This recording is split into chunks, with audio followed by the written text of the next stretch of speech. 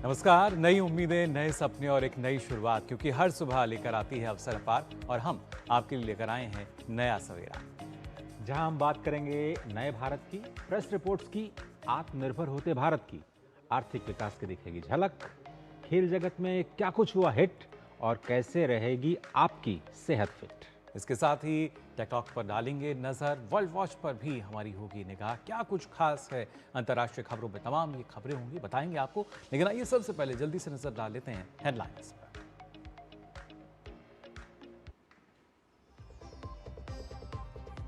तमिलनाडु में एक चरण और पश्चिम बंगाल में पहले चरण के चुनाव के लिए आज थमेगा प्रचार। बंगाल में अमित शाह, ममता बनर्जी की जनसभाएं। तमिलनाडु में सभी दलों ने झोंकी ताकत।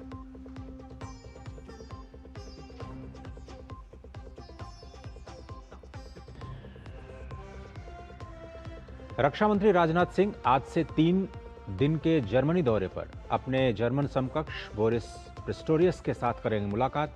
रणनीतिक रक्षा सहयोग बढ़ाने पर रहेगा जोर।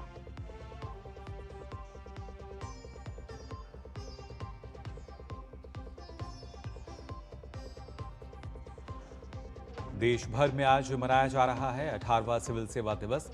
उपराष्ट्रपति सीपी राधाकृष्णन देश भर के सिविल सेवकों को करेंगे संबोधित।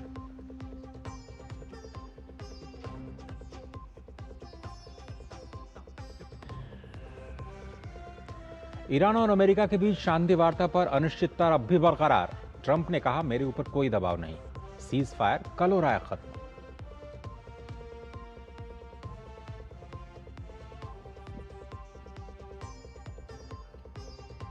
और ISSF junior shooting world cup में भारतीय निशानेबाज अपने अभियान की करेंगे शुरुआत। 71 खिलाड़ी ले रहे हैं हिस्सा। आज 2 स्वर्ण पदक दांव पर।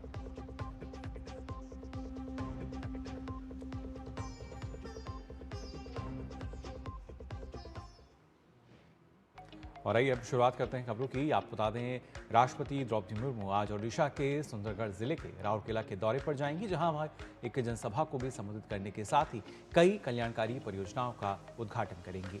राष्ट्रपति एक दिवसीय दौरे पर राउरकेला के सेक्टर 13 में जनसभा को संबोधित करेंगी और इंटीग्रेटेड कमांड कंट्रोल सेंटर भवन, साइंस पार्क, प्लेनेटोरियम, निर्मल मुंडा परिवेश पथ और इसके साथ कोयला नगर में स्थित प्रमोद उद्यान समेत कई परियोजनाओं का उद्घाटन करेंगी। इसके बाद वह राउरकेला में ट्राइबल म्यूजियम और कमांड कंट्रोल सेंटर का भी दौरा करेंगी। और आइए अब बात करते हैं चुनावी राज्य से जुड़ी खबरों की, यानी बात जनादेश की।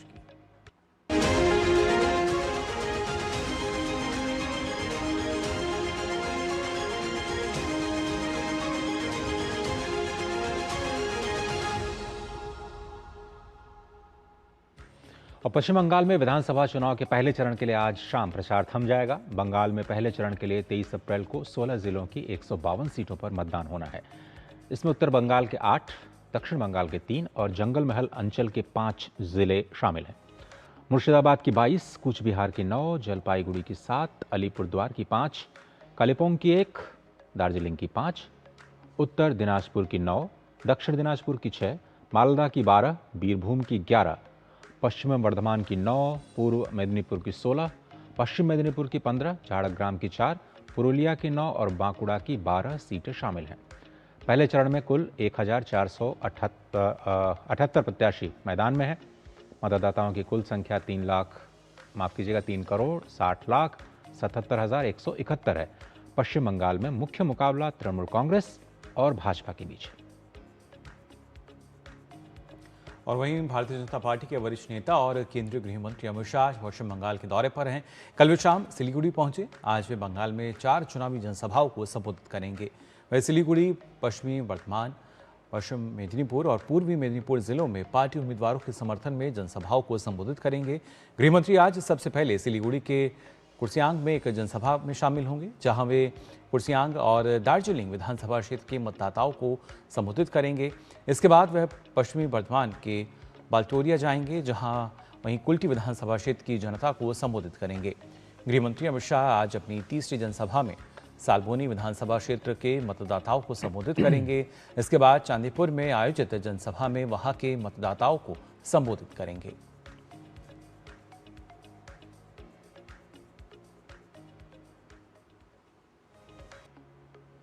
और तृणमूल कांग्रेस प्रमुख ममता बनर्जी पूर्वी मेदिनीपुर के हल्दिया, उत्तर 24 परगना जिले के बैरकपुर और जगद्दल तथा कोलकाता के जोरासांको में पार्टी उम्मीदवारों के समर्थन में जनसभाओं को संबोधित करेंगी। अन्य दलों के नेताओं के भी आज जनसभाओं में शामिल होने की संभावना है। तो पश्चिम बंगाल में आपको बता दें, पहले चरण का जो मतदान है 23 अप्रैल को होगा। चुनाव को लेकर मुख्य निर्वाचन आयुक्त ज्ञानेश कुमार ने भरोसा जताया है कि निर्वाचन आयोग स्वतंत्र, निष्पक्ष और पारदर्शी चुनाव कराने के लिए हर संभव प्रयास करेगा। मुख्य निर्वाचन आयुक्त ने कहा है कि चुनाव प्रक्रिया पूरी तरह से भयमुक्त, हिंसा मुक्त और दबाव मुक्त होगी। साथ ही ये भी कहा है कि राज्य सरकार, स्थानीय निकायों या स्वायत्त संस्थाओं के किसी भी कर्मचारी को चुनावी प्रक्रिया को प्रभावित करने नहीं दिया जाएगा। राज्य में पहले चरण का मतदान 23 अप्रैल को होगा, जबकि दूसरे चरण का मतदान 29 अप्रैल को होगा और वहीं वोटों की गिनती 4 मई को होगी। दिल्ली की मुख्यमंत्री रेखा गुप्ता ने टीएमसी सरकार पर रोड शो के दौरान इलाके की स्ट्रीट लाइट्स बंद कर हजारों लोगों की जान खतरे में डालने का गंभीर आरोप लगाया है। सोमवार शाम को रेखा शर्मा का कोलकाता में रोड शो था और उनका आरोप है कि इस दौरान पश्चिम बंगाल के अधिकारियों ने जानबूझ करके एक इलाके की स्ट्रीट लाइट से बंद कर दी ताकि उनके चुनाव प्रचार में बाधा डाली जा सके और भाजपा उम्मीदवारों का समर्थन करने के लिए जमा हुए हजारों लोगों की जान खतरे में डाली जा सके। अंधेरे के बीच विशाल जनसमूह को संबोधित करते हुए दिल्ली के मुख्यमंत्री ने कहा कि दूसरे राज्य के मुख्यमंत्री यहां मौजूद हैं, अगर सुरक्षा में कोई चूक होती है तो इसकी जिम्मेदारी ममता दीदी पर होगी। साथ ही इस दौरान दिल्ली के मुख्यमंत्री ने महिलाओं की सुरक्षा और सम्मान के मामले में टीएमसी के रिकॉर्ड पर भी निशाना साधा। यहाँ के प्रचार करने के लिए, रोकने के लिए जिस तरीके से सारी स्ट्रीट लाइट बंद कर दी गई है और इन संकरी गलियों में आज यदि कोई दुर्घटना यहाँ पे हो जाती है तो मैं आप सभी मीडिया के साथियों को ये कहना चाहती हूँ कि ये पूरी की पूरी जिम्मेवारी टीएमसी सरकार की है, उनके गुंडों की है, प्रशासन की है कि आज इस पूरी की पूरी बड़ी यात्रा जिसमें हजारों लोग जुड़े हुए हैं और पूरे मोहल्ले में हर स्ट्रीट लाइट बंद कर दी गई है। एक मुख्यमंत्री दूसरे प्रांत के यहाँ पर है, अगर यहाँ पे सुरक्षा में कोई चूक होती है तो इसकी जिम्मेदारी ममता दीदी आपको स्वयं लेनी पड़ेगी। तो सीधे तौर पर अजय, यहाँ हमने देखा दिल्ली की मुख्यमंत्री किस तरीके से न सिर्फ निशाना भी साधा ममता बनर्जी पर, बताया भी कि अगर कुछ अनहोनी होती तो उसकी जिम्मेदार वही होंगी। बिल्कुल, और हाई प्रोफाइल बिल्कुल चुनाव माना जा रहा है और देश भर के कई महत्वपूर्ण नेता वहाँ पर मौजूद हैं। ऐसे में जो जिम्मेदारी है वो तो चुनाव आयोग के साथ साथ जो राज्य सरकार, राज्य प्रशासन की है। जी बिल्कुल, और खासतौर से न सिर्फ पश्चिम बंगाल बल्कि तमिलनाडु की भी अगर हम बात करें तो यहाँ होने वाले विधानसभा चुनाव के लिए आज चुनाव प्रचार जो है थम जाएगा। तमिलनाडु की सभी 234 सीटों पर 23 अप्रैल को मतदान होना है। तमिलनाडु में आप बता दें 4023 उम्मीदवार चुनाव लड़ रहे हैं।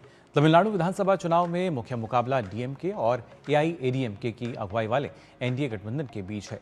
कई सीटों पर अभिनेता से नेता बने विजय की पार्टी टीवी के त्रिकोणीय मुकाबले में है।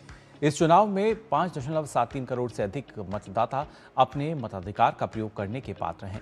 मतदान को बढ़ावा देने और 100% मतदान सुनिश्चित करने के उद्देश्य से चुनाव आयोग ने राज्य भर में व्यापक जागरूकता अभियान शुरू किया है। चुनाव आयोग के नियमों के अनुसार मतदान से 48 घंटे पहले प्रचार थम जाएगा, जिसके बाद सभी तरह की सार्वजनिक रैलियां और राजनीतिक प्रचार प्रतिबंधित होंगे। मध्य प्रदेश के मुख्यमंत्री और भाजपा नेता मोहन यादव आज तमिलनाडु में भाजपा प्रत्याशियों के समर्थन में रासीपुरम और अविनाशी विधानसभा क्षेत्रों में चुनाव प्रचार करेंगे। कोयम्बटूर के रासीपुरम विधानसभा क्षेत्र में वे दोपहर बाद भाजपा कार्यकर्ताओं के साथ बैठक करेंगे। इसके बाद मुख्यमंत्री शाम 4:30 बजे अविनाशी विधानसभा क्षेत्र में भाजपा प्रत्याशी डॉक्टर एल मुरुगन के समर्थन में प्रचार करेंगे और जनसंपर्क भी करेंगे। यहाँ से चुनाव लड़ रहे डॉक्टर एल मुरुगन का मध्य प्रदेश से खास कनेक्शन है। दरअसल डॉक्टर मुरुगन मध्य प्रदेश से ही राज्यसभा के सदस्य हैं। तो तमिलनाडु में चुनाव प्रचार के लिए आज अंतिम दिन है। सभी दलों ने प्रचार में ताकत झोंकी हुई है। डीएमके प्रमुख और तमिलनाडु सीएम स्टालिन लगातार प्रचार कर रहे हैं। कल चेन्नई में स्टालिन ने आप प्रमुख अरविंद केजरीवाल के साथ रोड शो भी किया। वहीं उदयनिधि स्टालिन भी प्रचार में लगे हुए हैं। तो ताबड़तोड़ रैलियां हमने देखी, लेकिन आज चुनाव प्रचार जो है वो थम जाएगा और साथ ही साथ किस तरीके से तमाम वो राजनीतिक समीकरण जो कि हम देखेंगे जब 23 तारीख में मतदान होगा और उसके बाद जब वोटों की गिनती होगी 4 मई में, किस तरह के परिणाम सामने आते हैं। फिलहाल हमारे संवाददाता निशांत राय चेन्नई से हमारे साथ जुड़ चुके हैं। निशांत, जानना चाहेंगे आपसे अगर बात की जाए, क्योंकि जिस तरीके से तमिलनाडु में हम लगातार देख पा रहे हैं जो चुनावी समीकरणों को देखें या जिस तरीके से आज का जो दिन है, क्योंकि आज जो प्रचार है आज शाम थम जाएगा, लेकिन उससे पहले एक कहीं ना कहीं एक अंतिम प्रयास जो है हर एक दल करता हुआ नजर आ रहा है। क्या कुछ खास आज इस दिन वहां आप देख पा रहे हैं? देखिए, तमिलनाडु की बात की जाए तो आज स्थानीय नेता पूरी तरीके से जोर लगाते हुए नजर आएंगे। राष्ट्रीय पार्टियों के कुछ नेता जरूर तमिलनाडु में मौजूद हैं, लेकिन उस तरीके से नहीं जिस तरीके से होने चाहिए, क्योंकि यहाँ पर जो लड़ाई है वो आमने सामने डीएमके एआईएडीएमके की है और पूरी कोशिश, चाहे उदयनिधि स्टालिन हो, चाहे एमके स्टालिन हो, चाहे ईपीएस हो, पूरी कोशिश है कि जनता के बीच जाकर अपनी बातें किसी भी तरीके से उनको समझाएं और उनको अपने पक्ष में लाएं। शाम 6 बजे तक का सभी के पास समय है और शाम 6 बजे के बाद चुनाव प्रचार थम जाएगा, इसलिए सभी अपने अपने इलाकों में आज जो है वो चुनाव प्रचार कर रहे हैं। अगर बात की जाए टीवी की तो आज पूरी तरीके से एक्टर विजय भी अपनी जोर आजमाइश कर रहे हैं। वहीं बीजेपी की ओर से मोहन यादव अविनाशी सीट केंद्रीय राज्य मंत्री एल मुरुगन और कोयम्बटूर नॉर्थ में चुनाव लड़ रही हैं वानिति श्रीनिवासन।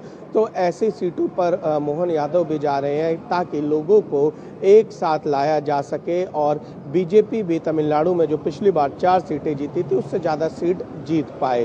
तो एक तरीके से पूरा प्रयास चल रहा है दोनों पक्षों की ओर से। मुद्दे जो हैं वो लगभग पूरे चुनाव में हमने देखे हैं, चुनाव प्रचार के दौरान देखे हैं, लगभग सेम रहे हैं। अगर डीएमके की बात करें तो डीएमके लगातार ईपीएस को दिल्ली से घेरता रहा है और डीएमके का कहना है कि सरकार दिल्ली चलाएगी। वहीं दूसरी तरफ अगर ईपीएस की बात करें तो डीएमके को भ्रष्टाचार से घेरती रही है। उसका कहना है कि पिछले 5 सालों में डीएमके ने कोई काम नहीं किया है। अब चुनाव में चूंकि जनता के पास बताने के लिए कोई काम नहीं है तो दिल्ली बनाम तमिलनाडु किया जा रहा है। यानी कि दोनों तरफ से इस तरीके की लड़ाई हुई है। हालांकि इस लड़ाई में अगर राष्ट्रीय पार्टियों की भूमिका देखें तो एक तरफ राहुल गांधी थे, दूसरी तरफ प्रधानमंत्री मोदी थे। प्रधानमंत्री नरेंद्र मोदी ने यहाँ रोड शो की, यहाँ पर रैली की। वहीं राहुल गांधी ने भी लगभग 3 से 4 से ज़्यादा रैलियाँ यहाँ पर की। लेकिन कल राहुल गांधी की रैली में एक बड़ा ब्लंडर भी सामने आया। जब वो अपनी बात मन से कह रहे थे तो जो ट्रांसलेटर है उसने यहाँ पर गलतियाँ कर दी, जिसमें वो पीएम पे निशाना साध रहे थे और ट्रांसलेटर पीएम की तारीफ कर रहा था। हालांकि इसके बाद कांग्रेस ने जरूर सफाई दी है कि ट्रांसलेटर से गलती हुई है, लेकिन राहुल गांधी के मंच पर एक ब्लंडर कल सामने आया जो कि पूरी तमिलनाडु में चर्चा का विषय बना। और इसके अलावा अगर बात की जाए तो तमाम राजनीतिक दलों की ओर से स्टार प्रचारक अभी तमिलनाडु में मौजूद है और आज अलग अलग सीटों पर सभी जोर आजमाइश करते हुए नजर आ रहे हैं। तो निशांत, लेकिन आपने भी इस बात को रेखांकित किया कि जो मुकाबला है वो सीधा डीएमके और एआईएडीएमके के एनडीए के बीच में है, लेकिन कांग्रेस क्या एक फैक्टर है वहां पे, या फिर जो स्टार विजय हैं क्या वो भी एक फैक्टर है तमिलनाडु की पूरी राजनीति में? इस बार कहानी थोड़ी सी, क्या वो कुछ डिफरेंस या कुछ डेंट कर पाएंगे? देखिए, स्टार विजय की जहां तक बात की जाए वो बिल्कुल तमिलनाडु के चुनाव में की फैक्टर है और दोनों ही राजनीतिक दलों की जो नज़र है वो विजय के ऊपर टिकी हुई है कि विजय की परफॉर्मेंस कैसी रहती है। जिस तरीके से विजय की रैलियों में भीड़ आ रही है, उस भीड़ का कितना असर वोट में तब्दील होगा और विजय अगर 5% से ज़्यादा वोट ले जाने में कामयाब होते हैं तो ये कहा जा सकता है कि तमिलनाडु की सियासत में हमें बड़ा परिवर्तन देखने को मिल सकता है। और डीएमके एआईएडीएमके दोनों की नज़र इस पूरे मामले में है। चेन्नई की बात की जाए, चेन्नई में विजय ने पूरी तरीके से अगर शहरी क्षेत्रों में मुकाबला त्रिकोणीय करके रखा हुआ है, जिसके चलते अभी तक ये समझ में नहीं आ रहा है कि डीएमके के एंटी इनकम्बेंसी वोट क्या विजय के पास जाएंगे या डीएमके के वोट क्या विजय के पास जाएंगे, जैन जी किधर जाएगा। लेकिन एक बात तय है कि विजय ने तमिलनाडु में द्रविड़ राजनीति को एक बड़ी चुनौती दी है। जी बिल्कुल, ना सिर्फ एक बड़ी चुनौती, लेकिन जिस तरीके से अगर देखा जाए निशांत, क्योंकि यहाँ पर एनडीए गठबंधन जो है उसको इस बार थोड़ा सा हम कह सकते हैं और मजबूत माना जा रहा है। दूसरी वजह ये भी है कि स्टालिन के साथ हमने राहुल गांधी को मंच साझा करते हुए इतना नहीं देखा, जो कि कहीं ना कहीं बता रहा है कि अंदर शायद कुछ तो चल रहा है, कुछ तो सही नहीं है। लेकिन भले ही कल अरविंद केजरीवाल उनके साथ नजर आते हैं, लेकिन कांग्रेस जो है वो आम आदमी पार्टी से दूरी बनाती नजर आती है। तो यहाँ पर बस कहा जा सकता है कि चुनाव है तो शायद जो नेता हैं एक दूसरे के साथ नजर आ रहे हैं, लेकिन कांग्रेस ने तो यहाँ भी दूरी बनाई हुई है। देखिए, बिल्कुल राहुल गांधी और स्टालिन की पहले दिन से लेकर इस पूरे चुनाव प्रचार में हमने देखा है दूरी है। यहाँ तक कि पुदुचेरी में जब राहुल गांधी आए थे तब उन्होंने स्टालिन के साथ मंच साझा नहीं किया था। तमिलनाडु में चुनाव प्रचार में आए तो स्टालिन से उन्होंने दूरी बनाए रखी। टिकट बंटवारे को लेकर दोनों में आपसी खींचतान चली और यहाँ तक चर्चा हुई। दबी जवान कांग्रेस नेता ये कहते रहे कि राहुल जो है वो एक्टर विजय के साथ जो है यहाँ पर टाई अप करना चाहते थे, लेकिन नहीं हो पाया। और इस अलायंस एमके स्टालिन और राहुल गांधी का जो अलायंस है, इसे कहा जा सकता है कि चुनाव की वजह से दोनों के बीच अलायंस हुआ है। लेकिन ये अलायंस कितना रंग लाएगा, क्या कांग्रेस के जो वोटर्स हैं वो डीएमके के पास जाएंगे या डीएमके के वोटर कांग्रेस को वोट करेंगे, क्योंकि जिस तरीके से इन दोनों बड़े नेताओं ने आपस में दूरी बनाई है वो देखने वाली बात होगी कि इस गठबंधन में आखिर पोलिंग के दौरान सब कुछ ठीक रहता है या दूरी जस की तस बरकरार रहती है। और कांग्रेस और स्टालिन दोनों के लिए चुनौती है कि इन्होंने अपने वोटर्स को, जिस तरीके से हमने देखा कि प्रधानमंत्री नरेंद्र मोदी जब तमिलनाडु आए तो हर मंच पे ईपीएस उनके साथ नजर आए। एक बड़ा मैसेज देने की कोशिश की गई। एक बड़ा मैसेज ये कि गठबंधन मौजूद है और गठबंधन में सभी एनडीए के दल साथ हैं और जितने एनडीए के बाकी सहयोगी थे वो मंचों पे नजर आए। तो ऐसे में देखने वाली बात यही होगी कि कांग्रेस और डीएमके क्या अपने वोटर्स को समझा पाता है कि ये गठबंधन एक है और वोट ट्रांसफर होते हैं या नहीं, जिसका नतीजा 4 मई को आएगा। जी बिल्कुल निशांत, और कहीं ना कहीं जो दूरियां हैं डीएमके और कांग्रेस के बीच जो दिखाई दे रही हैं, और इसके जरिए कहीं ना कहीं मजबूती जो है वो एनडीए को भी मिलती हुई नजर आ सकती है। एक मजबूत विकल्प के तौर पर वहाँ हम देख सकते हैं किस तरीके से, और खासतौर से बीजेपी का जो वोटिंग प्रतिशत है वो भी बढ़ता हुआ नजर आ सकता है। फिलहाल बहुत बहुत शुक्रिया आपका हमारे साथ जुड़ने के लिए। तो ये थी चुनावी राज्यों से जुड़ी खबरें हमारे खास जनादेश में।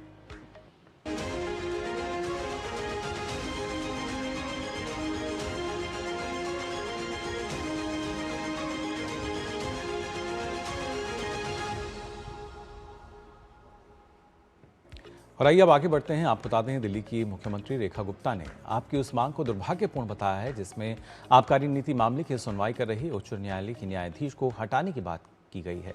रेखा गुप्ता का कहना है कि इससे लोकतांत्रिक संस्थाओं के प्रति जनता का विश्वास कमजोर होने का खतरा है।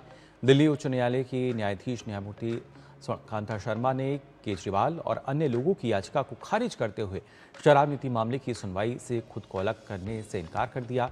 रेखा गुप्ता ने कहा कि उच्च न्यायालय का ये फैसला स्पष्ट संदेश देता है कि न्यायपालिका की स्वतंत्रता, निष्पक्षता और गरिमा पर कोई समझौता नहीं किया जा सकता। रक्षा मंत्री राजनाथ सिंह आज से 3 दिनों के जर्मनी दौरे पर जा रहे हैं। दोनों देशों के बीच रणनीतिक रक्षा साझेदारी को सुदृढ़ करने के उद्देश्य से ये दौरा हो रहा है। इस दौरान राजनाथ सिंह अपने जर्मनी के समकक्ष बोरिस पिस्टोरियस और सरकार के अन्य वरिष्ठ नेताओं के साथ द्विपक्षीय वार्ता करेंगे। चर्चा का मुख्य उद्देश्य रक्षा उद्योग में सहयोग बढ़ाना, सैन्य संबंधों को मजबूत करना और साइबर सुरक्षा, कृत्रिम बुद्धिमत्ता और ड्रोन्स जैसे उभरते क्षेत्रों में अवसरों की खोज करना है। दोनों ही रक्षा मंत्रियों की उपस्थिति में रक्षा औद्योगिक सहयोग रोडमैप और संयुक्त राष्ट्र शांति रक्षा अभियानों के प्रशिक्षण में सहयोग होते कार्यान्वयन समझौते पर भी हस्ताक्षर होने की संभावना है। इस दौरे से चल रही रक्षा सहयोग पहलों की समीक्षा करने और दोनों देशों के रक्षा उद्योगों के बीच सहयोग के नए अवसरों की खोज का भी अवसर मिलेगा। रक्षा मंत्री राजनाथ सिंह के जर्मनी के रक्षा उद्योग के प्रमुख प्रतिनिधियों के साथ भी बातचीत करने की उम्मीद है, जिसमें मेक इन इंडिया पहल के तहत संयुक्त विकास और सह उत्पादन को बढ़ावा दिया जा सके। रक्षा मंत्री की ये यात्रा 7 सालों के अंतराल पर हो रही है। इससे पहले भारतीय रक्षा मंत्री निर्मला सीतारमण के नेतृत्व में फरवरी 2019 में जर्मनी की यात्रा की गई थी। बोरिस पिस्टोरियस ने जून 2023 में भारत यात्रा के दौरान राजनाथ सिंह के साथ व्यापक वार्ता की थी। और आपको बता दें, उत्तर प्रदेश के इटावा में ईदगाह के सामने स्थित कार रिपेयरिंग गैराज में सोमवार शाम भीषण आग लग गई, जिससे पूरे इलाके में अफरा तफरी का माहौल देखा गया। आग ने देखते ही देखते विकराल रूप ले लिया और गैराज में रखा सामान, मशीनरी और कई वाहन जलकर राख हो गए। दमकल की कई गाड़ियों ने मौके पर पहुंचकर कड़ी मशक्कत के बाद इस आग पर काबू पाया। शुरुआती अनुमान के अनुसार इस हादसे में लाखों रुपए का नुकसान हुआ है और आग का कारण शॉर्ट सर्किट बताया जा रहा है। वहीं कानपुर के नौबस्ता क्षेत्र में बीती रात एक 3 मंजिला मकान में आग लग गई, जिसकी वजह से वहां रहने वाले लोगों के बीच अफरा तफरी का माहौल बन गया। सूचना मिलने पर दमकल की गाड़ियों ने मौके पर पहुंच करके आग पर काबू पाया। और फिलहाल नया सवेरा में वक्त हो चला एक छोटे से ब्रेक का। जल्द हाजिर होते हैं, आप बने रहिए डीडी न्यूज पर।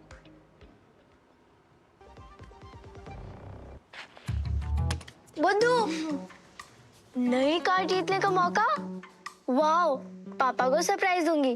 बस थोड़ी सी तो उनकी डिटेल भरनी है। रुक जा बुद्धू। व्हाट? ऐसे पॉपअप से सावधान रहो, स्कैमर्स पर्सनल डिटेल्स का गलत यूज कर सकते हैं। ओ, तो समझ गई ना, रिलैक्स। पर कार जीत जाते तो पापा होमवर्क नहीं कराते। आरबीआई कहता है स्मार्ट बनो, कूल रहो। मेरी पसंद, मेरी पसंद, मेरी पसंद, मेरी पसंद, हमारी पसंद। हम सबकी पसंद। मजबूत देश का मजबूत सरिया हो गया स्टील। तो ब्रेक के बाद आप सभी का एक बार फिर स्वागत नया सवेरा में। आप बता दें, आज पूरे देश में 18वां सिविल सेवा दिवस मनाया जा रहा है। इस मौके पर देश के उपराष्ट्रपति सीपी राधाकृष्णन नई दिल्ली के विज्ञान भवन में आयोजित कार्यक्रम में मुख्य अतिथि के रूप में शामिल होंगे, जिसमें वो सिविल सेवकों को संबोधित करेंगे। इस कार्यक्रम का आयोजन कार्मिक, लोक शिकायत और पेंशन मंत्रालय के तहत किया जा रहा है। इस साल का विषय है विकसित भारत, अंतिम छोर तक नागरिक केंद्रित शासन और विकास। इस कार्यक्रम में केंद्रीय मंत्री डॉक्टर जितेंद्र सिंह, जगत प्रकाश नड्डा, शिवराज सिंह चौहान और जीतन राम मांझी भी शामिल होंगे और इस सभा को संबोधित करेंगे। इसके बाद आज दोपहर को उपराष्ट्रपति मेरठ में IMT यूनिवर्सिटी के 3रे दीक्षांत समारोह के मुख्य अतिथि के रूप में भी शामिल होंगे। और प्रत्येक वर्ष देश में 21 अप्रैल को राष्ट्रीय सिविल सेवा दिवस के रूप में मनाया जाता है। ये दिन सिविल सेवकों द्वारा जनसेवा और राष्ट्र के निर्माण में दिए गए उनके योगदान, समर्पण और कड़ी मेहनत को सम्मानित करने के लिए समर्पित है। नागरिक सेवा और राष्ट्र के निर्माण में सिविल सेवकों की महत्वपूर्ण भूमिका को देखते हुए आज ही 1947 में देश के प्रथम गृह मंत्री और लौह पुरुष सरदार वल्लभ भाई पटेल ने उन्हें भारत का स्टील फ्रेम कहा था। भारत की शासन और प्रशासन प्रणाली की रीढ़ माने जाने वाले सिविल सेवकों द्वारा जनसेवा और राष्ट्र के उत्थान में किए गए बेहतरीन कार्यों को सम्मानित करने के लिए हर वर्ष 21 अप्रैल को राष्ट्रीय सिविल सेवा दिवस के रूप में मनाया जाता है। यह दिन सिविल सेवकों को नागरिकों के हित में स्वयं को समर्पित करने, सार्वजनिक सेवा और कार्य में उत्कृष्टता के प्रति अपनी प्रतिबद्धता को और मजबूत करने का अवसर प्रदान करता है। इस साल का थीम है सिटीजन सेंट्रिक गवर्नेंस और last mile delivery.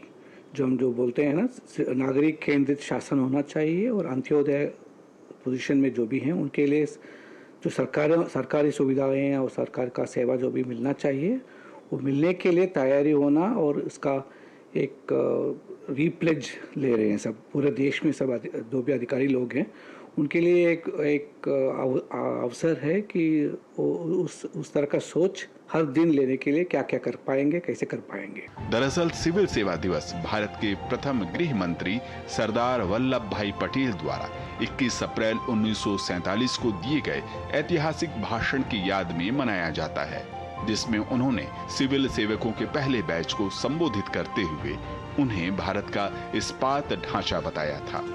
Sardar Patel ने इस बात पर जोर दिया था कि नव स्वतंत्र राष्ट्र की एकता और प्रशासनिक स्थिरता बनाए रखने के लिए सिविल सेवकों की सत्यनिष्ठा, निष्पक्षता और समर्पण आवश्यक है।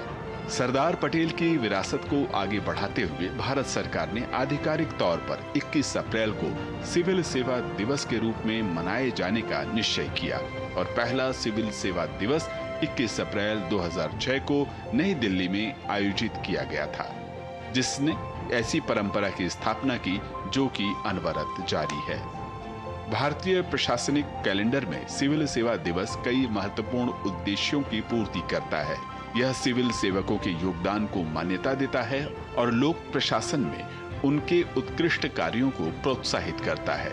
इसके साथ ही यह दिवस सिविल सेवकों के लिए अपनी भूमिकाओं पर विचार करने और राष्ट्र की सेवा के प्रति स्वयं को और ज्यादा समर्पित करने के लिए भी प्रेरित करता है। सिर्फ एक दिन का सेलिब्रेशन नहीं है, आने वाले एक साल में क्या क्या कर सकते हैं, इस दिन क्यों इतना स्पेशल है। इस दिन में जब सरदार वल्लभ भाई पटेल जी का स्पीच था उसके बारे में भी सोचने का समय आ गया है। अगले एक साल में देश के लिए क्या कर पाएंगे इसके बारे में सोचने का एक मौका है। सरकार का सोच है कि सरकार में डिसाइलोराइजेशन होना चाहिए, होल ऑफ गवर्नमेंट का अप्रोच आना चाहिए। ये सब विचार के बारे में सोचना, सेलिब्रेट करने के लिए ये दिन बहुत स्पेशल है। प्रत्येक वर्ष सिविल सेवा दिवस के मौके पर लोक प्रशासन में उत्कृष्टता के लिए केंद्र, राज्य सरकारों के संगठन, जिलों और सिविल सेवकों को प्रधानमंत्री पुरस्कार प्रदान किए जाते हैं। आज तेजी से बदलते वैश्विक परिदृश्यों की जटिल चुनौतियों से निपटने और भारत को उत्कृष्ट नागरिक केंद्रित शासन प्रदान करने में सिविल सेवकों की भूमिका बेहद महत्वपूर्ण है। ऐसे में यह दिन सिविल सेवकों को जन सेवा और उत्कृष्टता के कार्यों को याद करने और आगे बढ़ाने का अवसर प्रदान करता है। Bureau report, DD news. तो आज 18वां सिविल सेवा दिवस जो है मनाया जा रहा है। सिविल सेवा दिवस देश भर के सिविल सेवकों के लिए नागरिकों के हित में कार्य करने की प्रतिबद्धता दोहराने का एक अवसर है। सिविल सेवा दिवस के महत्व के बारे में क्षमता विकास आयोग यानी सीबीसी के सदस्य डॉक्टर आर बालासुब्रमण्यम से खास बातचीत की हमारे संवाददाता निशांत सौरभ ने। भारत सरकार हर साल 21 अप्रैल को सिविल सेवा दिवस मनाती है। देश भर के लोक सेवकों के लिए ये एक अवसर होता है कि वो नागरिकों के हित में कार्य करने के प्रति अपनी प्रतिबद्धता को दोहराए। तेजी से बदलते वैश्विक परिदृश्य में इस बार सिविल सेवा दिवस का क्या महत्व है, इस पर बातचीत करने के लिए हमारे साथ मौजूद हैं कैपेसिटी बिल्डिंग कमीशन के सदस्य डॉक्टर आर बालासुब्रमण्यम। डॉक्टर साहब, हम ये आपसे जानना चाहेंगे कि इस बार जो सिविल सेवा दिवस है, क्या थीम है? इस साल का थीम है सिटीजन सेंट्रिक गवर्नेंस और लास्ट माइल डिलीवरी। जो बोलते हैं ना, नागरिक केंद्रित शासन होना चाहिए और अंत्योदय पोजीशन में जो भी हैं उनके लिए जो सरकारी सुविधाएं हैं और सरकार का सेवा जो भी मिलना चाहिए वो मिलने के लिए तैयारी होना और इसका एक रीप्लेज ले रहे हैं सब पूरे देश में। सब जो भी अधिकारी लोग हैं उनके लिए एक अवसर है कि उस तरह का सोच हर दिन लेने के लिए क्या क्या कर पाएंगे, कैसे कर पाएंगे, उसके बारे में सोचने के लिए एक दिन का सेलिब्रेशन तो है, लेकिन ये तो जीवन भर काम में दिखाने का एक अवसर भी है। तो इस बार सिविल सेवा दिवस के मौके पर क्या क्या कार्यक्रम आयोजित किए जाएंगे? सिर्फ एक दिन का कार्यक्रम नहीं है, ये तो एक लॉन्ग स्टैंडिंग सरकार का कमिटमेंट है। सिटीजन सेंट्रिसिटी जो भी बोलते हैं ना, जैसे अभी तो प्रधानमंत्री जी का कार्यालय को सेवा तीर्थ बोलते हैं, उसमें एक स्लोगन है नागरिक देवो भव। नागरिक देवो भव का एक अर्थ है कि सिर्फ हर एक नागरिक में भगवान का पहचान करना ही काम नहीं है, उसके साथ साथ उसका एटीट्यूड भी, जो सिविल सर्वेंट्स का एटीट्यूड है उसमें थोड़ा सेवा भाव का एटीट्यूड आना चाहिए। एक साल से हम लगभग 10 लाख लोगों का ट्रेनिंग अभी तक हो चुका है केंद्र सरकार में, पूरे देश में। इस साल से पूरा राज्य सरकारों के साथ भी काम कर रहे हैं। सेवा भाव के बारे में उन लोगों का भी, सब लोगों का ट्रेनिंग हो जाएगा। सेवा भाव पहला कदम है सिटीजन सेंट्रिक गवर्नेंस की ओर जाने के लिए। और इसके साथ साधना सप्ताह जो अभी कुछ दिन के पहले ख़त्म हुआ था, साधना सप्ताह में 3 फोकस था। पहला फोकस था टेक्नोलॉजी। हम सोचते हैं कि हर एक सिविल सर्वेंट को अगर एआई का उपयोग करें, टेक्नोलॉजी के बारे में जानेंगे तो सिटीजन्स को सर्विस जो भी देना चाहिए वो बहुत सब सुविधाएं, उसके साथ साथ फैसिलिटीज़ और सर्विसेज, गुड्स एंड सर्विसेज आसान से पहुंच पाएंगे। तो लास्ट माइल में जो भी प्रॉब्लम्स था, टेक्नोलॉजी को यूज़ करके उसको कैसे हम सॉल्व कर सकते हैं। दूसरा चीज़ था इसमें ट्रेडिशन, जो भारतीय सोच है, भारतीय परंपरा का ज्ञान है, उसमें सेवा एक इंटीग्रल पार्ट है। हम महाभारत में देख सकते हैं, रामायण में देख सकते हैं, या कौटिल्य के अर्थशास्त्र में देख सकते हैं। प्रजा सुखा ही सब कुछ है। कौटिल्य के अर्थशास्त्र में प्रजा सुखा क्या होता है? लास्ट माइल डिलीवरी और सिटीजन सेंट्रिक शासन ही प्रजासुखा है। और साधना सप्ताह में तीसरा चीज़ था टैंजिबल आउटकम्स। सो हम ये सोचते हैं कि सिटीजन सेंट्रिक गवर्नेंस एक टैंजिबल आउटकम है। ईज़ ऑफ लिविंग जो भी प्रधानमंत्री जी बोलते हैं वो भी एक टैंजिबल आउटकम है। ईज़ ऑफ डूइंग बिजनेस भी एक टैंजिबल आउटकम है। तो इस सब चीज़ के लिए सिविल सर्वेंट्स में एक माइंडसेट शिफ्ट होना चाहिए। इस माइंडसेट शिफ्ट के साथ साथ उनके सर्विस के आउटलुक में टेक्नोलॉजी का एम्बेडिंग कैसे कर पाएंगे, ये सब के बारे में सोचने के लिए एक दिन हमें एक अच्छा सा मौका देता है। पिछली बार प्रधानमंत्री ने भी सिविल सर्वेंट्स को कहा था कि वो लास्ट माइल डिलीवरी पर फोकस करें। तो पब्लिक सर्विस डिलीवरी को इम्प्रूव करने के लिए किस प्रकार एडमिनिस्ट्रेशन में नवाचार यानी इनोवेशन लाए जा रहे हैं ताकि जो स्कीम्स है, गवर्नमेंट की स्कीम्स है, वो लोगों तक पहुंच सके, उसका लाभ लोगों को मिल सके? आपको मालूम होगा कि जो इंडिया स्टैक है, हम डिजिटल पब्लिक इंफ्रास्ट्रक्चर बोलते हैं, शायद पूरे संसार में हमारा देश बहुत ही आगे है। आजकल तो गांव-गांव में यूपीआई का जो भी लोग उसको यूज़ कर रहे हैं, शायद एक नारियल वाला से लेकर पेपर वाला तक सब लोगों के लिए एक दैनिक जीवन का एक रूप बन गया है।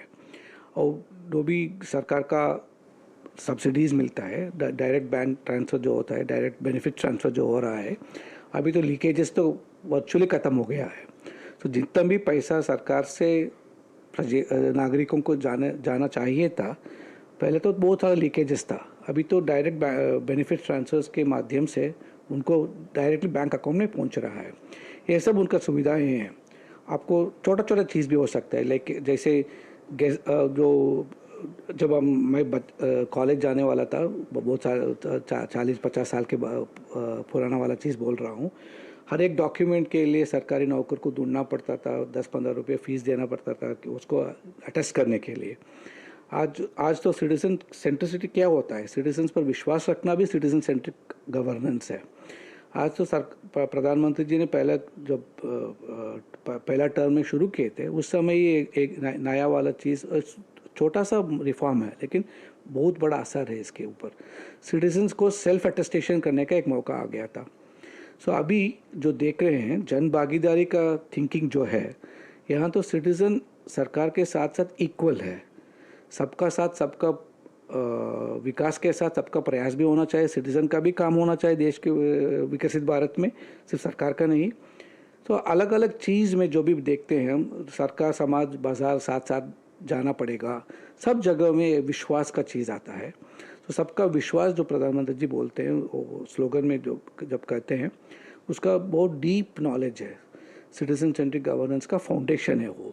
तो पहले तो ट्रस्ट एसिमेट्री था, अभी तो ट्रस्ट सिमेट्री आ रहा है। लोगों को सरकार के ऊपर विश्वास आ रहा है और सरकार को भी लोगों पर विश्वास आ रहा है। ये तो बहुत बड़ा पैराडाइम शिफ्ट भी बोल सकते हैं इसको। जो कैपेसिटी बिल्डिंग कमीशन है, उसका क्या रोल है सिविल सर्वेंट्स की कैपेसिटी बिल्डिंग में, क्षमता निर्माण में और फ्यूचर रेडी सिविल सर्विस तैयार करने में? हमारा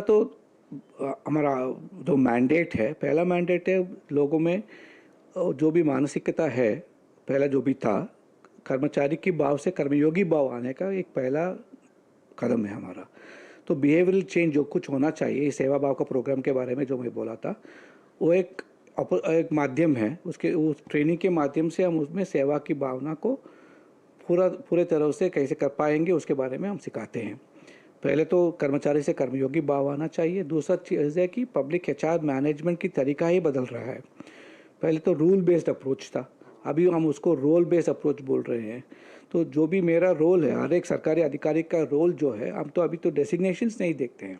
ये बोल सकते हैं कि ये सेक्रेटरी है, अंडर सेक्रेटरी है, जॉइंट सेक्रेटरी है, वो तो चाहिए, हायरार्की में वो सब चीज़ चाहिए, लेकिन एडमिनिस्ट्रेशन में जो भी उस तरह का हायरार्की चाहिए। जब सिटीज़न के बारे में सोचते हैं तो सिर्फ भूमिका के बारे में सोचते हैं कि उनका रोल क्या है। हर एक सिविल सर्वेंट का रोल है प्रजा सेवा करना, नागरिक का सेवा करना ही हमारा रोल है, हमारा धर्म है।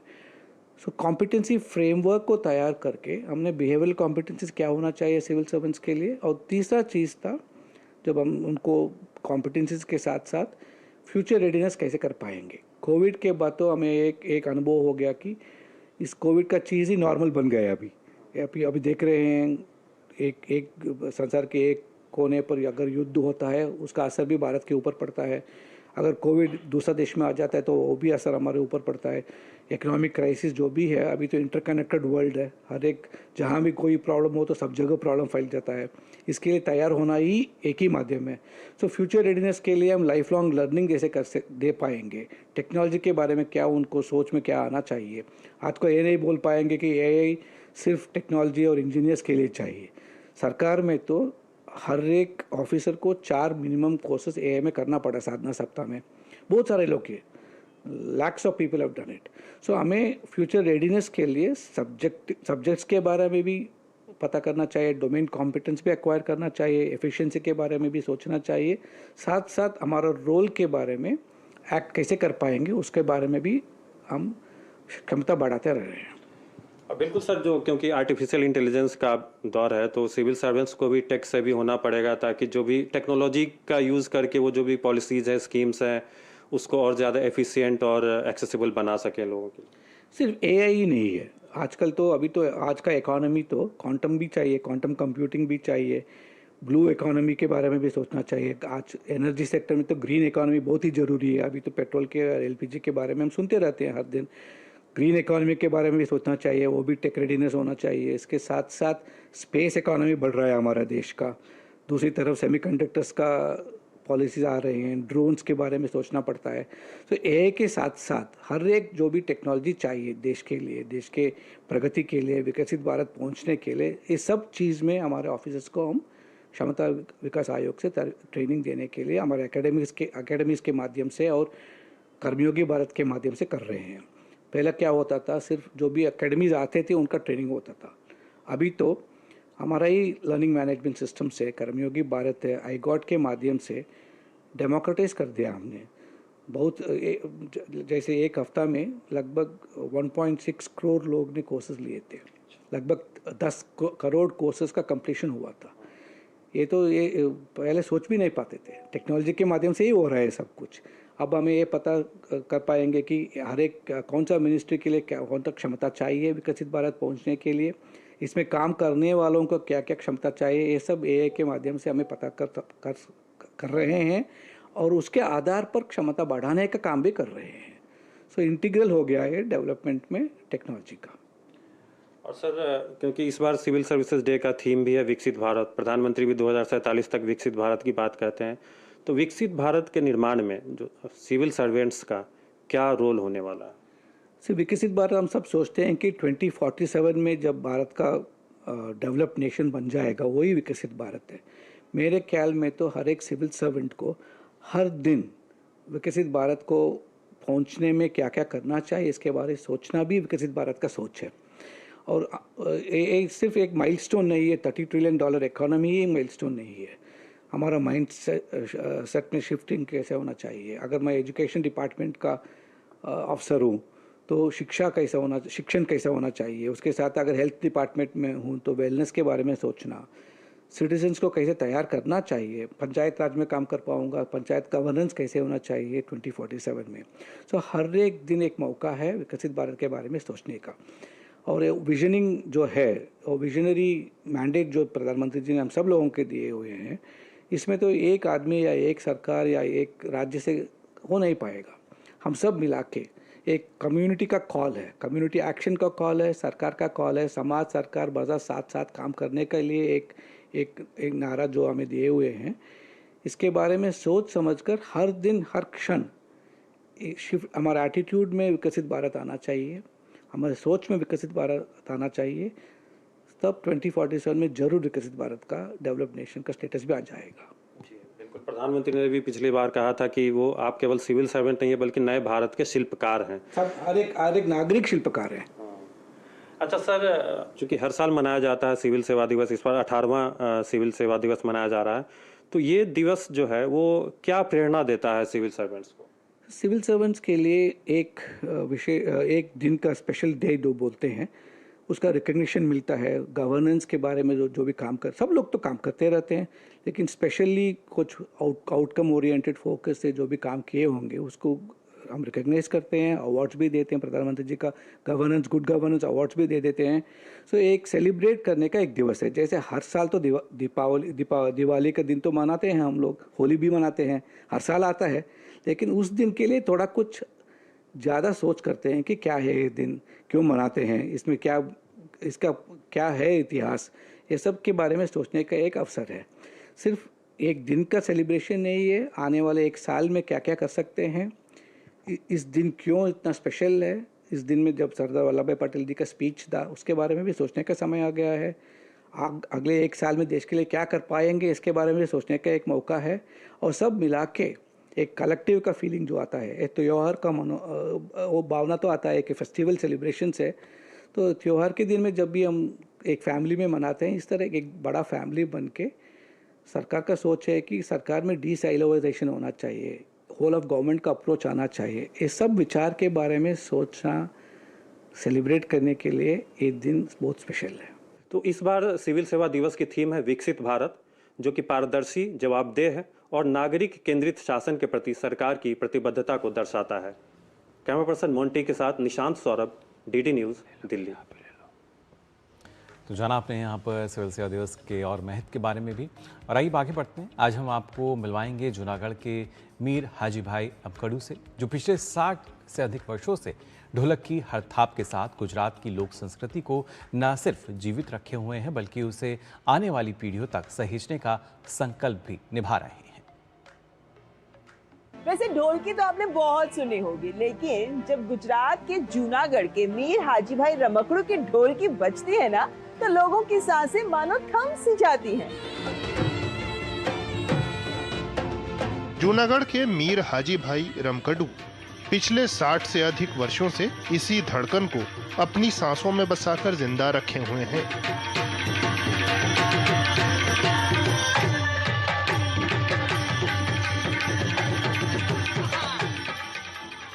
हाजी रमकड़ू ने संगीत की पहली दीक्षा सिर्फ 12 साल की छोटी उम्र में अपने पिता कसम मीर से ली थी, और शायद तब उन्हें भी नहीं पता था कि ये छोटी सी शुरुआत एक दिन उनकी पूरी जिंदगी बन जाएगी।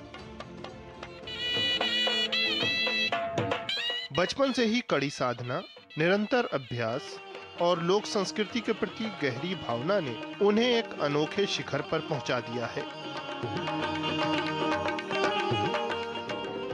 साधारण जीवन, सीमित संसाधन और बड़े मंचों की कमी के बावजूद उन्होंने अपनी कला का साथ नहीं छोड़ा, बल्कि गांव-गांव, मेलों और धार्मिक आयोजनों में ढोलक की उस थाप को जिया जो लोगों के दिलों की पहचान बनती चली गई।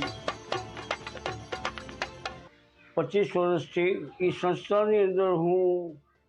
गुजरात में एक संस्था पिछले 25 सालों से कार्यरत थी, जो लोक संगीत के डायरा कार्यक्रम आयोजित करती थी। उन डायरा कार्यक्रमों के आयोजकों में शंकर भाई एक ऐसे व्यक्ति भी थे जो संगीत, सुर और गीतों को अच्छी तरह से समझते थे और उन्हें सम्मान भी देते थे। एक दिन शंकर भाई ने कहा कि डायरा के कार्यक्रम में आप हमें आनंदित करते हैं। इसके बाद वे एक मंच पर आए, मेरा ढोल पकड़ा और सबके सामने घोषणा की कि आज से इनका नाम हाजी रमकड़ू होगा। धीरे धीरे पूरे गुजरात और गुजरात के बाहर लोग मुझे हाजी रमकड़ू के नाम से जानने लगे। तो तारी इजाजत जो हो तो हूँ तारू नाम जोड़ कर देता हूँ। हाजी रमकड़ू की ढोलक सिर्फ बजती नहीं बल्कि बोलती है, कभी भक्ति बनकर, कभी विरासत बनकर। हजारों मंचों और 3000 से अधिक प्रस्तुतियों के जरिए उन्होंने न सिर्फ लोक संगीत को जीवित रखा, बल्कि उसे नई पीढ़ियों तक पहुंचाने का काम भी किया। आज जब आधुनिकता की दौड़ में लोक कलाएं कहीं पीछे छूटती नजर आती हैं, तब मीर हाजी भाई जैसे कलाकार एक सच्चे प्रहरी की तरह इस परंपरा को थामे हुए हैं। गुजरात की लोक संस्कृति को अपनी ढोलक की हर थाप में जीवंत करने वाले लोक कलाकार मीर हाजी भाई रमकड़ू को पद्मश्री के सम्मान के लिए बहुत बहुत बधाई। और फिलहाल एक छोटा सा ब्रेक लेते हैं। ब्रेक के उस पार समाचार पत्रों की सुर्खियां आप तक पहुंचाएंगे और कुछ दिलचस्प खबरें भी। देखते रहिए नया सवेरा। जब धरती चीर कर निकलता है लोहे का पत्थर और मिलता है मोंगिया के जोश से, फिर तपता है, पिघलता है और बनता है फौलाद। अब होता है सरिया सारी खूबियों के साथ। मोंगिया स्टील, मजबूत देश का मजबूत सरिया। ब्रेक के बाद आप सभी का एक बार फिर स्वागत नया सवेरा में। और आइए अब बात कर लेते हैं उन कुछ दिलचस्प खबरों की जो कि अलग अलग न्यूज़पेपर्स में प्रकाशित हुई हैं। कौन सी वो खबरें हैं उनसे आपको रूबरू करा देते हैं। और सबसे पहले अगर यहाँ बात की जाए जो खबर प्रकाशित हुई है, ये खबर है स्वदेशी प्रज्ञा से आंतरिक सुरक्षा होगी और भी सख्त। जी हाँ, किस तरीके से घुसपैठ आतंकवाद से निपटने के लिए जो क्षमता है और मजबूत हो रही है भारत की, और वहीं आत्मनिर्भरता की दिशा में भी एक बड़ा कदम इसको माना जा रहा है। दरअसल देश की आंतरिक सुरक्षा व्यवस्था को और अधिक मजबूती में अगर देखा जाए तो DRDO की तरफ से अत्याधुनिक सैटेलाइट इमेजिंग प्रणाली है प्रज्ञा, जो कि गृह मंत्रालय को सौंप दी गई है। और इसकी वजह से हम देखेंगे किस तरह के बड़े बदलाव जो हैं वो नजर आएंगे। अब बढ़ते हैं अगली खबर की तरफ। और अगली खबर हमने ली है हिंदुस्तान से, और ये जो खबर है वो साइबर फ्रॉड के साथ जुड़ा हुआ है। और इसमें कहा गया है कि CBI का अगर आपको नोटिस मिलता है तो अब आपको पता करना बहुत ही आसान हो जाएगा कि वो नोटिस जेन्युइन है या फिर फर्जी। अभय ऐप है, आप बस केवल क्लिक करिए और उसमें आपको पता चल जाएगा कि जो खबर जो नोटिस आया है वो वाकई CBI ने आपको भेजा या फिर किसी ने आपके साथ धोखाधड़ी की। इस तरह से डिजिटल अरेस्ट स्कैम जो है उससे भी आप बच सकते हैं, जिसमें लोगों को कई बार लाखों का नुकसान भी हो चुका है। जी, और अगली खबर की अगर बात की जाए, ये जुड़ी हुई है किस तरीके से AI का लगातार जो उपयोग है वो बढ़ता हुआ नज़र आता है जब हम स्वास्थ्य क्षेत्र की बात भी कर रहे हैं। और यहाँ पर खासतौर से अगर बात की जाए रांची की, तो आप बता दें रांची स्थित राजेंद्र आयुर्विज्ञान संस्थान RIMS है और बिरला प्रौद्योगिकी संस्थान BIT ने मेसरा के शोधकर्ताओं के साथ ये अत्याधुनिक स्वास्थ्य उपकरण जो हैं वो विकसित किए हैं, जिसके चलते जो बीमारियों के सूक्ष्म संकेत हैं उनको जांच कर बड़ी आसानी से जो इलाज है ना सिर्फ वो बताया जा सकेगा बल्कि इलाज की जो पद्धति है उसको भी आसान करने में ये मदद करेगा।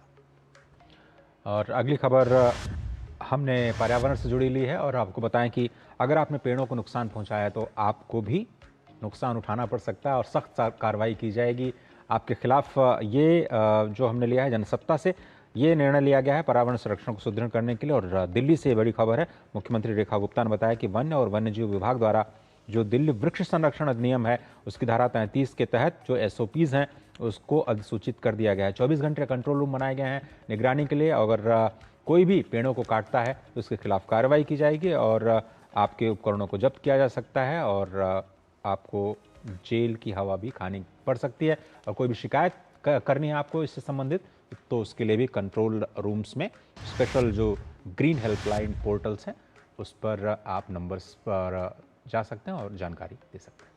तो पर्यावरण संरक्षण के लिहाज से काफ़ी महत्वपूर्ण और ये कुछ दिलचस्प खबरें आज अलग अलग जो न्यूज़पेपर हैं उसमें प्रकाशित हुई। आगे बढ़ते हैं, बात कर लेते हैं मनी मंथ की, जहां आज आपको हम बता रहे हैं महिलाएं कैसे आर्थिक रूप से सशक्त बन सकती हैं। क्योंकि आज के दौर में महिलाओं के लिए आर्थिक रूप से सशक्त होना केवल ज़रूरत नहीं बल्कि एक पहचान है। अगर आप भी अपनी वित्तीय स्वतंत्रता की नींव रखना चाहती हैं तो इन बातों पर गौर करें।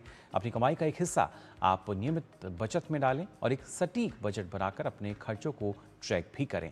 सिर्फ बचत काफ़ी नहीं है, मॉडर्न फाइनेंशियल टूल्स को समझें और सही जानकारी के साथ निवेश की आप शुरुआत करें। सुरक्षा के लिए अगर देखा जाए 3 से 6 महीने का एक इमरजेंसी फंड भी आप तैयार रखें। साथ ही साथ विशेषज्ञों का मानना रहता है कि हेल्थ या टर्म इंश्योरेंस जो लेना है वो आप ज़रूर लें, उसको लेना ना भूलें। सरकारी योजनाओं का लाभ उठाएं, क्रेडिट कार्ड बिल समय पर भरें और अपने रिटायरमेंट की प्लानिंग आज से ही शुरू करें। तो मुझे लगता है मुकुल की ये महिलाओं को बहुत सारी बातें इसमें से पहले से पता हैं और अगर घर की फाइनेंशियल प्लानिंग देखें तो वो हमसे ज़्यादा बेहतर करती हैं और शायद उन्हें बताने की ज़रूरत नहीं है कि कैसे इमरजेंसी फंड रखा जाए। ज़्यादातर घरों में आप देखते होंगे कि वो उसका प्रबंध खुद करती हैं। लेकिन एक ये बार कहा जा रहा है कि AI का ज़माना है और AI टूल्स भी आपकी मदद कर सकते हैं। तो आप अपनी ज़रूरत के हिसाब से अगर आप AI टूल्स के हिसाब जाते हैं और कुछ सवाल करते हैं कि आपको क्या कुछ करना चाहिए तो शायद उसमें आपको बेहतर मदद मिल सकती है। तकनीक के साथ, ज़माने के साथ थोड़ा सा बदलने की बस केवल सलाह दे रहे हैं। आपको पहले से पता है, ये हमें बात मालूम है। और अब बात करते हैं कृषि जगत की। मध्य प्रदेश के किसानों की आय बढ़ाने और खेती को लाभ का धंधा बनाने के लिए सरकार तत्पर है। किसान कल्याण एवं कृषि विकास मंत्री ऐदल सिंह काशना ने बताया है कि खरीफ की तैयारी के लिए कृषि विभाग युद्ध स्तर पर कार्य कर रहा है। उन्होंने कहा है कि खरीफ 2026 के लिए 28 लाख क्विंटल प्रमाणित बीज और 45 लाख मीट्रिक टन उर्वरक का भंडारण पूरा कर लिया गया है। कालाबाजारी पर भी कड़ी नजर रखी जा रही है। कंट्रोल रूम सक्रिय है। पर ड्रॉप मोर क्रॉप के तहत 75,000 हेक्टेयर में सूक्ष्म सिंचाई के लिए 80% तक अनुदान भी किसानों को दिया जा रहा है। दरअसल 25,000 नए खेत के तालाब जो हैं स्वीकृत किए गए हैं। ई कृषि यंत्र अनुदान पोर्टल से 1.5 लाख किसानों को ट्रैक्टर्स, रोटावेटर्स, सीड ड्रिल पर अनुदान दिया जा रहा है। कस्टम हायरिंग सेंटर की संख्या भी 2500 कर दी गई है। इसके अतिरिक्त मुख्यमंत्री किसान कल्याण योजना में लगभग 90 लाख किसानों को सालाना 6,000 रुपए की सहायता तो मिलती है। FPOs के माध्यम से भी किसानों को प्रोसेसिंग, ग्रेडिंग और निर्यात के साथ जोड़ा जा रहा है। उन्होंने भी बताया कि किसान किसी भी समस्या के लिए कृषि विभाग के टोल फ्री नंबर, MP किसान ऐप या नजदीकी कृषि विकास अधिकारी के साथ संपर्क कर सकते हैं। और कृषि के बाद आइए अब नजर डालते हैं दुनिया भर की कुछ खास खबरों पर नजर वर्ल्ड वॉच पर।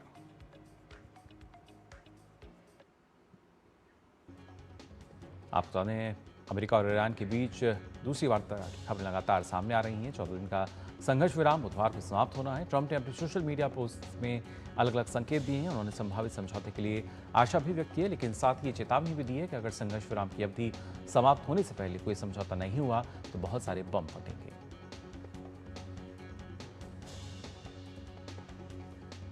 ईरान के प्रमुख वार्ताकार मोहम्मद बाकेर घालिबफ ने ट्रंप पर आरोप लगाते हुए कहा कि वो अमेरिका के नाकाबंदी और संघर्ष विराम उल्लंघन के माध्यम से तेहरान पर दबाव बढ़ा रहे हैं और ईरान धमकियों के तहत वार्ता को नकारता है। व्हाइट हाउस ने सोमवार को घोषणा की कि अमेरिकी श्रम सचिव लोरी चावेडेमर अपने पद से इस्तीफा दे रही हैं और उनकी उप सचिव कार्यवाहक सचिव के रूप में अब कार्यभार संभालेंगे।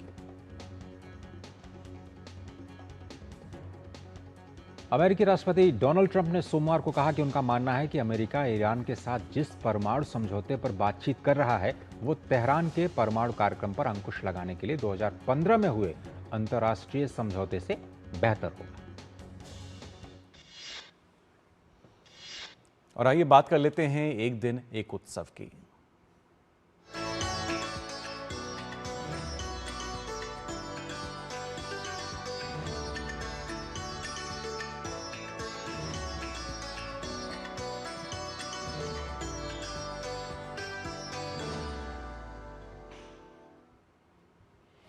एक बालक जो मात्र 8 वर्ष की आयु में चारों वेदों का ज्ञाता बन गया। एक सन्यासी जिसने 32 वर्ष की उम्र तक पहुंचते पहुंचते पूरे भारत की भौगोलिक और आध्यात्मिक सीमाएं तय कर दी। और एक गुरु जिसने बिखरते हुए सनातन धर्म को अद्वैत का भेद कवच देकर के फिर से खड़ा कर दिया। हम बात कर रहे हैं साक्षात शिव के अवतार माने जाने वाले जगत गुरु आदि शंकराचार्य जी की, जिनकी मेधा ने हिमालय को झुकाया और जिनकी करुणा ने तुंगभद्रा को अपनाया।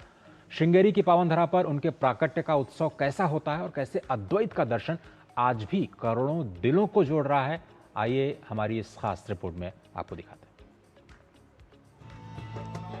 जब देश मत मतांतरों के कुहासे में खोया था, तब दक्षिण से ज्ञान का एक सूर्योदय हुआ। आदिशंकर, जिन्होंने पैदल चलकर कश्मीर से कन्याकुमारी तक की दूरी नापी, उन्होंने तलवार से नहीं बल्कि शास्त्रार्थ और तर्क से विजय प्राप्त की। उत्तर में बद्रीनाथ, पूर्व में पुरी, पश्चिम में द्वारका और दक्षिण में श्रृंगेरी। इन 4 कोनों पर उन्होंने 4 मठों की स्थापना की, जो आज भी भारतीय संस्कृति के 4 मजबूत स्तंभ बने हुए हैं। श्रृंगेरी, जहाँ प्रकृति ने स्वयं अद्वैत का पाठ पढ़ाया। कहते हैं आदिशंकर स्वयं चंदन की लकड़ी से माँ शारदा की प्रतिमा यहाँ लेकर आए थे, जिन्हें ज्ञान और बुद्धि की अधिष्ठात्री माना जाता है। यहाँ उन्होंने उद्घोष किया था, अहम ब्रह्मास्मि। उन्होंने दुनिया को बताया कि धर्म केवल जड़ कर्म कांड नहीं, बल्कि खुद के भीतर छिपे परमात्मा को पहचानने का नाम है। श्रृंगेरी में जब जयंती का महोत्सव शुरू होता है तो काल मानो ठहर जाता है। 4 दिनों तक यहाँ उत्सव नहीं बल्कि एक दिव्य ऊर्जा का संचार होता है।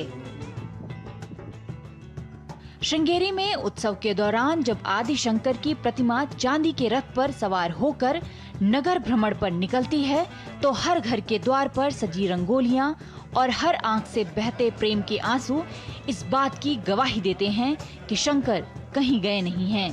वे हमारे विचारों में हैं, हमारे संस्कारों में हैं। आदि शंकर की यह जयंती हमें याद दिलाती है कि हम जाति और संप्रदाय से कहीं बड़े हैं। हम अद्वैत हैं, हम अनंत हैं।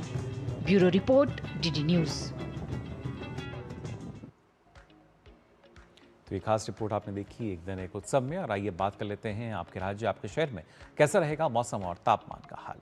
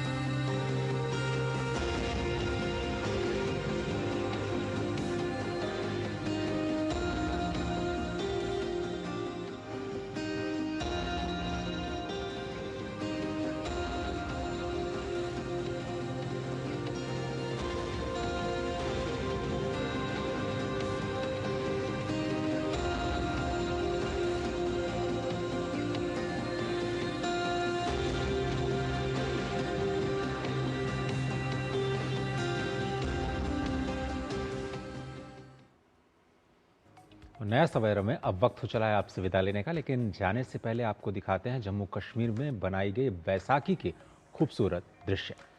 बिल्कुल, आप इन तस्वीरों का लीजिए आनंद और हमें और पूरी टीम को दीजिए अनुमति। नमस्कार। All right, so we are in Gulmarg. It's Baisakhi. Let's celebrate!